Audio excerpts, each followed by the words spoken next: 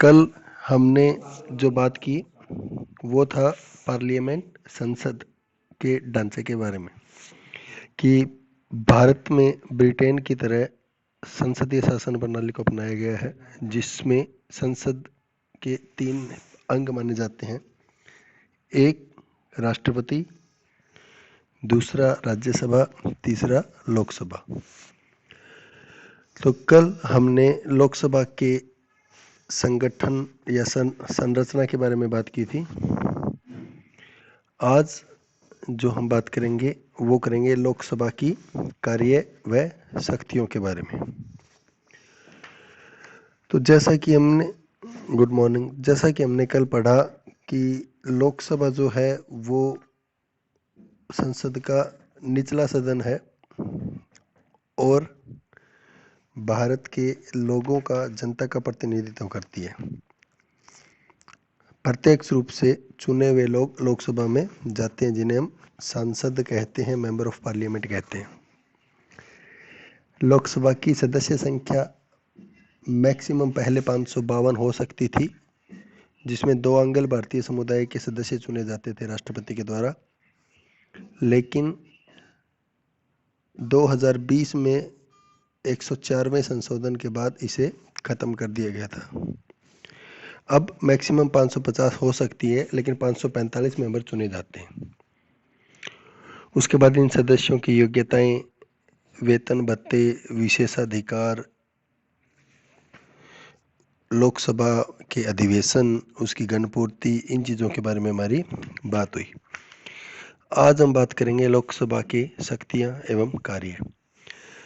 तो जैसे शक्तियों की बात करें तो लोकसभा भारत का एक महत्वपूर्ण सदन है और संसद के द्वारा दी जाने वाली को जो शक्तियां प्राप्त हैं संविधान की ओर से, वास्तविक रूप से उन शक्तियां का प्रयोग लोकसभा और राज्यसभा मिलकर करती हैं, लेकिन लोकसभा राज्यसभा की तुलना में कहीं ज़्यादा शक्तिशाली सदन है।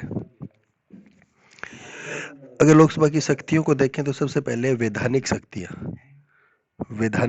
कौन सी होती हैं? वो शक्तियां जिनके आधार पर कानून बनाने का काम होता है। जैसे कि हमें पता है कि भारत में कानून बनाने के लिए जो विषय हैं वो 3 भागों में बांटे गए हैं: राज्य सूची, संघ सूची, समवर्ती सूची। तो लोकसभा संघ सूची और समवर्ती सूची के विषयों पर कानून बनाने का अधिकार रखती है। कोई भी प्रस्ताव कानून बनाने से संबंधित जो होता है वो किसी भी सदन से आरंभ हो सकता है, लोकसभा से भी और राज्यसभा से भी। लेकिन आमतौर पर जो साधारण बिल होते हैं वो संसद के पहले सदन में यानी कि लोकसभा में ही पेश किए जाते हैं और लोकसभा से स्वीकृति मिलने के बाद वो राज्यसभा में भेजे जाते हैं और राज्यसभा से पास होने के बाद राष्ट्रपति की अंतिम स्वीकृति से वो कानून का रूप ले लेते हैं। अगर कोई भी बिल जो लोकसभा पास करते लेकिन राज्यसभा उसे पास न करे या 6 महीने तक उस पर कोई कार्यवाही नहीं करती है तो राष्ट्रपति को यह अधिकार होता है कि राष्ट्रपति दोनों सदनों का ज्वाइंट अधिवेशन, संयुक्त अधिवेशन बुला सकता है, जिसमें लोकसभा का स्पीकर अध्यक्षता करता है। दोनों सदनों के संयुक्त अधिवेशन की अध्यक्षता लोकसभा का स्पीकर करता है। यहाँ से छोटा क्वेश्चन बनता है, इंपॉर्टेंट है। एक ये छोटा क्वेश्चन बनता है कि अगर राज्यसभा किसी बिल को पास न करे या किसी बिल पर लोकसभा और राज्यसभा में मतभेद हो जाए तो संयुक्त अधिवेशन बुलाने का अधिकार राष्ट्रपति को होता है। तो आमतौर पर जब संयुक्त अधिवेशन बुलाया जाता है तो उसमें लोकसभा की इच्छा के अनुसार कानून पास हो जाते हैं। क्यों? क्योंकि लोकसभा के सदस्यों की संख्या ज़्यादा होती है और राज्यसभा के सदस्यों की संख्या कम होती है। तो लोकसभा के पक्ष में जब बहुमत हो जाता है तो उसके अनुसार कानून पास हो जाते हैं। अभी तक केवल 3 बार दोनों सदनों का संयुक्त अधिवेशन बुलाया गया है। 1961 में, 1977 में जब बैंकिंग सर्विस कमीशन का एक्ट लागू हुआ था और 2003 में भी जब ये पोटा का अधिनियम, प्रिवेंशन ऑफ टेररिज्म एक्ट के ऊपर कानून बना था, उस समय दोनों सदनों का संयुक्त अधिवेशन बुलाया गया था। तो वैधानिक शक्तियों में इस तरह से वैधानिक शक्तियां कानून बनाने से संबंधित शक्तियां होती हैं, जिसमें कोई बिल जो होता है कानून बनाने से संबंधित जो प्रस्ताव या बिल होता है वो सदन के किसी भी सदन में लाया जा सकता है। पहले आमतौर पर लोकसभा में लाया जाता है। लोकसभा से बिल पास होने के बाद राज्यसभा में भेजा जाता है।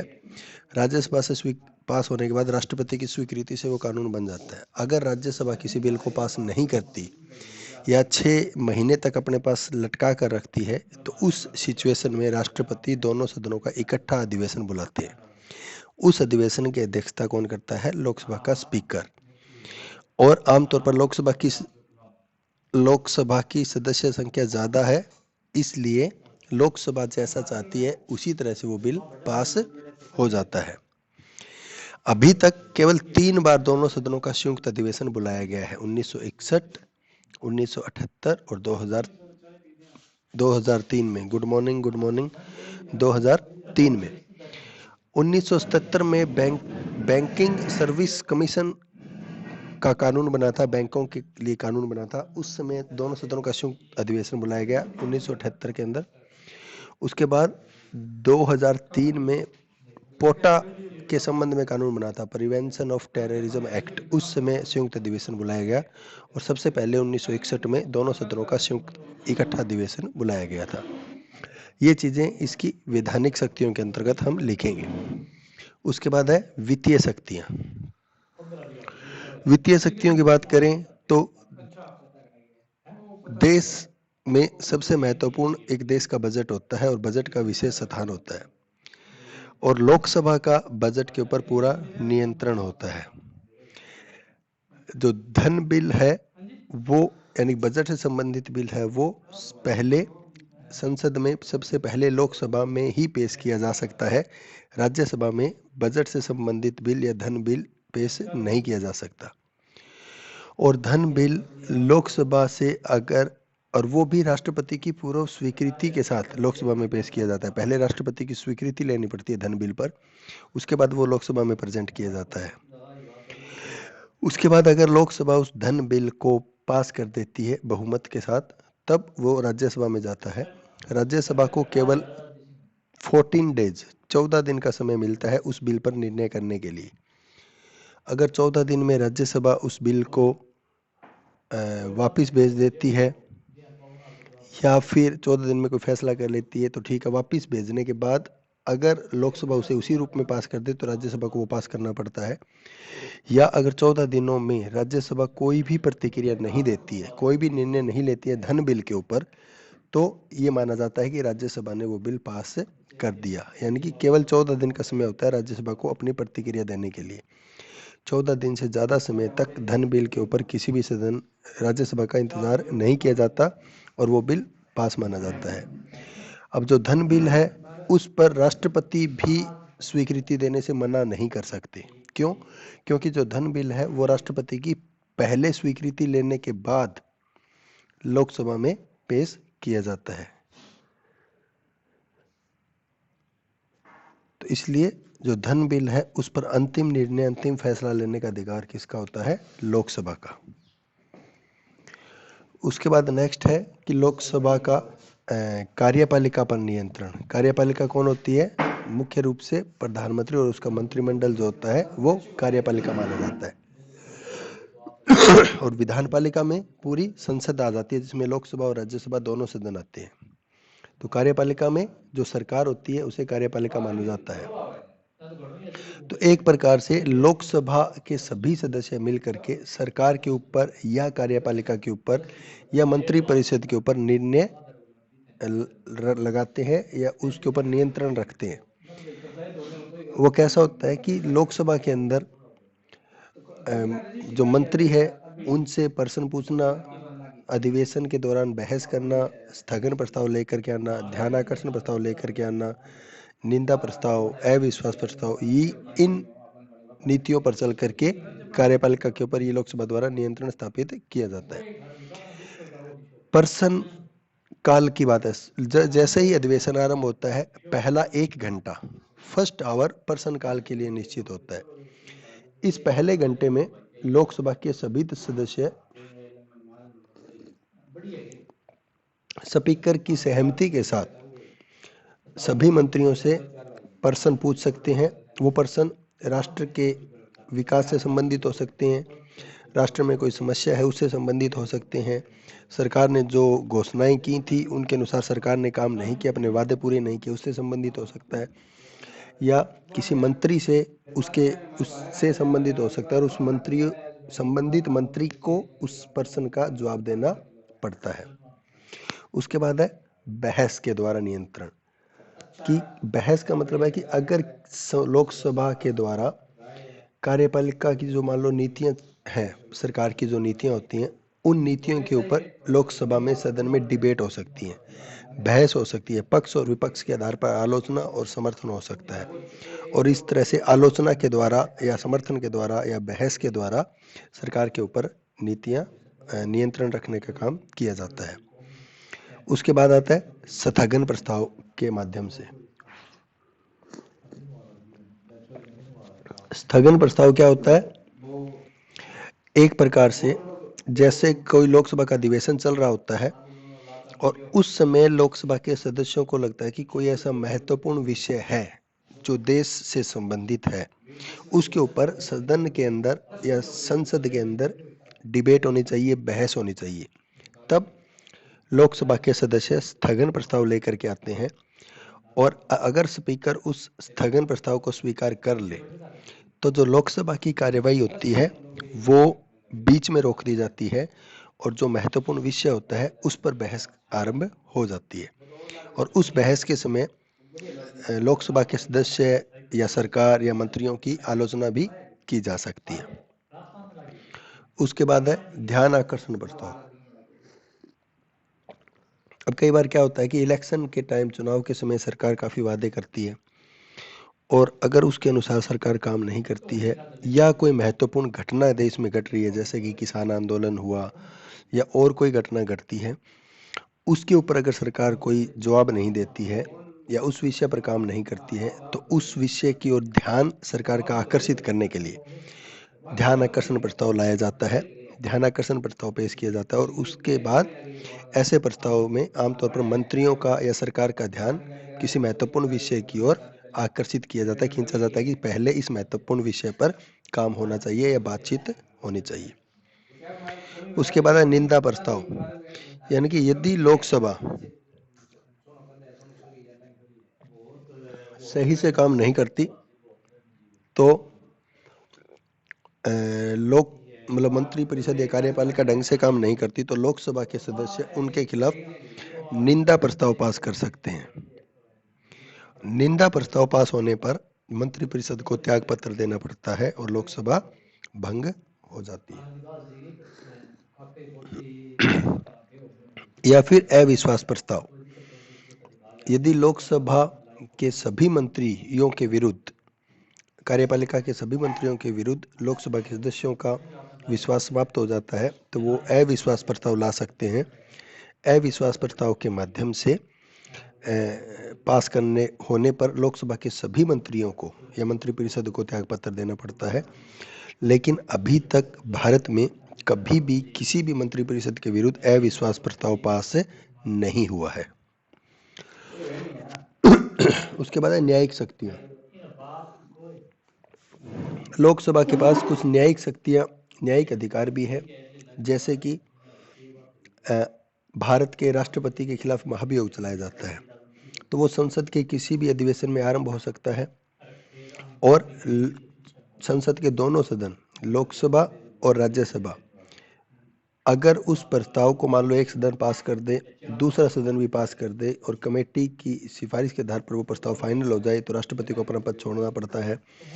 उसी प्रकार उपराष्ट्रपति के ऊपर आरोप लगाकर उनको उनके पद से हटाया जा सकता है।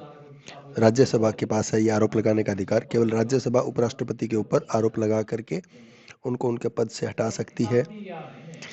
उसके अलावा लोकसभा और राज्यसभा दोनों मिल करके उच्च न्यायालय के न्यायाधीश, उच्चतम न्यायालय के न्यायाधीशों को भी उनके पद से महाभियोग के द्वारा हटा सकती है। इसके अलावा लोकसभा राज्यसभा के साथ मिल करके भारत के अटॉर्नी जनरल, भारत के मुख्य चुनाव आयुक्त, भारत के नियंत्रक एवं महालेखा परीक्षक उन सब के खिलाफ भी प्रस्ताव पास कर सकती है और उनको पद से हटा सकती है।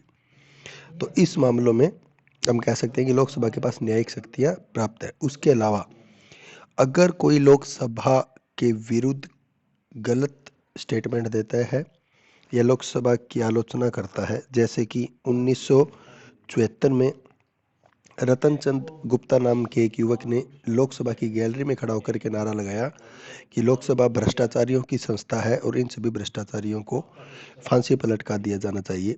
उस उपलक्ष्य में लोकसभा ने उस व्यक्ति के ऊपर 1 महीने की जेल की सजा सुनाई, 1 महीने की कैद की सजा सुनाई थी वो।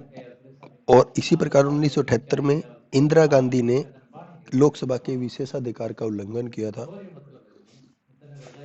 जिस कारण इंदिरा गांधी को लोकसभा ने 3 साल तक 3 दिनों तक जेल में रहने की सजा सुनाई थी। उसके बाद है चुनाव संबंधी शक्तियां, कि लोकसभा जहां न्यायिक शक्तियां रखती हैं वहां पर चुनाव संबंधी शक्तियां भी है, कि भारत के राष्ट्रपति के चुनाव में भाग लेती है, राज्यसभा के साथ मिलकर के उपराष्ट्रपति का चुनाव करती है। लोकसभा अपने टोटल सदस्यों में से स्पीकर और डिप्टी स्पीकर इनका चुनाव करती है। नेक्स्ट है संवैधानिक शक्तियां, यानी कि वर्तमान समय की बदलती हुई परिस्थितियों के अनुसार संविधान में बदलाव होना, संशोधन होना आवश्यक है और ऐसा होना भी चाहिए। और लोकसभा और राज्यसभा दोनों मिल करके अपनी संवैधानिक शक्तियों का इस्तेमाल करती है। यदि लोकसभा संसद में कोई संशोधन प्रस्ताव लेकर के आती है, लोकसभा से वो पास हो जाता है, तो राज्यसभा के पास संशोधन प्रस्ताव जाता है और राज्यसभा की स्वीकृति भी उस पर अनिवार्य होती है।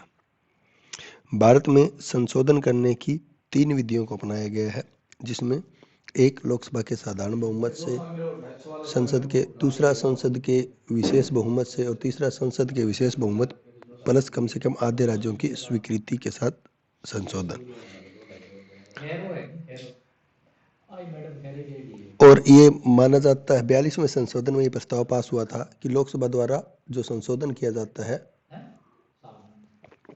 उसे किसी भी न्यायालय में चुनौती नहीं दी जा सकती, लेकिन इस धारा को 1980 के अंदर रद्द कर दिया गया। अगर संसद में संशोधन के प्रस्ताव पर दोनों सदनों में मतभेद उत्पन्न हो जाता है तो दोनों सदनों का इकट्ठा अधिवेशन बुलाया जा सकता है, लेकिन अभी तक संशोधन के मामले पर कभी भी दोनों सदनों का संयुक्त अधिवेशन नहीं बुलाया गया है। उसके बाद है विचारशील शक्तियां, कि भारत की महत्वपूर्ण संस्था है लोकसभा और उसके द्वारा सभी महत्वपूर्ण समस्याओं पर विचार विमर्श किया जाता है। लोकसभा वास्तव में देश की एकता का प्रतीक है और राष्ट्र के अंदर जितनी भी नीतियां हैं, समस्याएं हैं, उन सभी के ऊपर विचार विमर्श लोकसभा में किया जाता है। अनेक आयोगों जैसे चुनाव आयोग, भाषा आयोग, वित्त आयोग, संघ लोक सेवा आयोग, नियंत्रक महालेखा अधीक्षक आदि के जो रिपोर्ट्स होती हैं, प्रतिवेदन होते हैं, उन सब के ऊपर या सरकार की नीतियां जो होती हैं उनकी आलोचना करने का काम भी लोकसभा के द्वारा किया जाता है। उसके बाद आता है अन्य शक्तियां या मिसलेनियस पावर्स। उसमें क्या है कि यदि आपातकाल की स्थिति हो और लोकसभा उस आपातकाल की स्थिति को खत्म कर देती है, मतलब आपातकाल को रद्द कर देती है अपने प्रस्ताव के द्वारा, तो आपातकाल की घोषणा लागू नहीं रह सकती। इसके लिए कम से कम लोकसभा के 10% सदस्यों का घोषणा के विरुद्ध अस्वीकृति प्रस्ताव देना अनिवार्य होता है। उसके बाद लोकसभा राज्यसभा के साथ मिलकर के जितने भी इंटरनेशनल समझौते होते हैं, अंतर्राष्ट्रीय स्तर के समझौते होते हैं, उनके संबंध में फैसला कर सकती है, उनके संबंध में कानून बना सकती है। उसके साथ ही लोकसभा राज्यसभा के साथ मिलकर के उच्च न्यायालय और उच्चतम न्यायालय के अधिकार क्षेत्र या शक्तियों में बदलाव कर सकती है, परिवर्तन कर सकती है। Good morning. उसके साथ ही लोकसभा एक साथ मिलकर के 2 या 2 से अधिक राज्यों के लिए ज्वाइंट लोक सेवा आयोग या उच्च न्यायालय की स्थापना कर सकती है। किसी भी राज्य केंद्र शासित प्रदेश का नाम बदलना, उसकी सीमाओं में परिवर्तन करना, ये लोकसभा के द्वारा किया जा सकता है। तो इस प्रकार से हम लोकसभा की शक्तियों में वैधानिक शक्तियाँ, वित्तीय शक्तियाँ, कार्यपालिका पर नियंत्रण, न्यायिक शक्तियाँ, चुनाव संबंधी शक्तियाँ, संवैधानिक शक्तियाँ, विचारशील शक्तियाँ और अन्य शक्तियों के अंतर्गत इन चीज़ों को हम देखते हैं। तो उस हिसाब से ये बात आती है कि भारत में लोकसभा की स्थिति क्या है। तो हम देखते हैं कि ये माइक ऑफ करो किरण, कौन है ये, और वीडियो भी ऑफ करो। तो लोकसभा समस्त राष्ट्र का प्रतिनिधित्व करती है और कोई भी लोकसभा और राज्यसभा की सहमति से ही कोई भी प्रस्ताव पास होता है, कानून बनता है। इसलिए लोकसभा देश का महत्वपूर्ण सदन हो सकती है और हमारे देश में इंग्लैंड की तरह ही आमतौर पर प्रधानमंत्री और उसका जो मंत्रिमंडल होता है उसका अर्थ लोकसभा से ही लिया जाता है। लेकिन लोकसभा उससे कहीं अधिक विस्तृत है। सभी सदस्यों को लोकसभा का हिस्सा माना जाता है, जो भी मेंबर ऑफ पार्लियामेंट होते हैं। और लोकसभा देश की संसद में एक सर्वोच्च अंग है और लोकसभा सभी जो संसद के उद्देश्य होते हैं उनको क्रियान्वित करने में महत्वपूर्ण भूमिका निभाती है। तो आज के लिए हम इतना ही करेंगे। कल जो हम बात करेंगे, मतलब नेक्स्ट हमारी क्लास में मंडे को, उसमें हम बात करेंगे राज्यसभा के बारे में।